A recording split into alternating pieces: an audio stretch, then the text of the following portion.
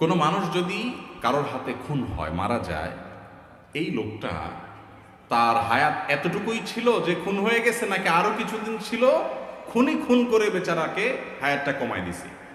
এর উত্তর হলো তার হায়াত অতদিনই ছিল, তার হায়াত অতদিনই ছিল। এখন প্রশ্ন হবে, তাহলে খুনির দোষটা কি? তার হায়াত শেষ হয়ে গেছে, তার দুনিয়া থেকে যাইতে সে আরো সহযোগিতা না করলো, টাইম তো শেষ, তার তো যাইতেই হবে, তাহলে তারে খুন করে তার টাইম অনুযায়ী যাওয়ার পথটা সুগম করে দিছে, এবং কি দোষ করছে সে? ব্যাপারটা এরকম হয় না?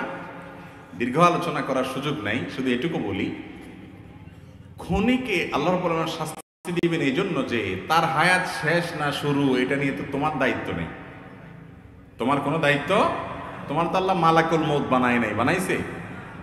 তুমি অন্য মানুষের হক রক্ষা করবে, কারোর জীবন যেন বিপন্ন না হয় সেই জন্য দায়িত্বশীল থাকবে।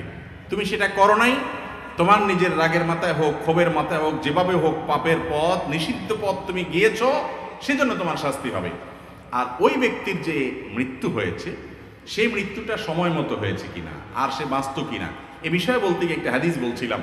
ইবনে তাইমিয়া রাহিমাহুল্লাহ হাদিসটি উল্লেখ করেছেন যে মানুষের তাকদীরকে আল্লাহ রাব্বুল আলামিন দুই প্রকার রেখেছেন, একটা মোবরাম, গায়রে মোবরাম, আর একটা চূড়ান্ত, একটা অচূড়ান্ত। একটা ধরুন, ফর এক্সাম্পল, একজন মানুষের হায়াত হবে 60 বছর চূড়ান্ত, এইটুক সে পাবেই, আর এরপরে এডিশনাল আরো 10 বছর আল্লাহ তাআলা কারোর জন্য 10, কারোর বছর 12, কারোর জন্য কোনো মেয়াদে আল্লাহ তাআলা এডিশনাল হায়াত রেখেছেন।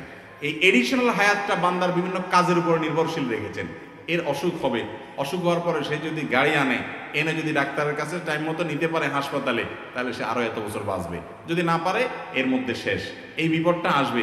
যদি হয় তাহলে সেক্ষেত্রে সে এখনই শেষ হবে, যদি না হয় সে এতদিন বাঁচবে।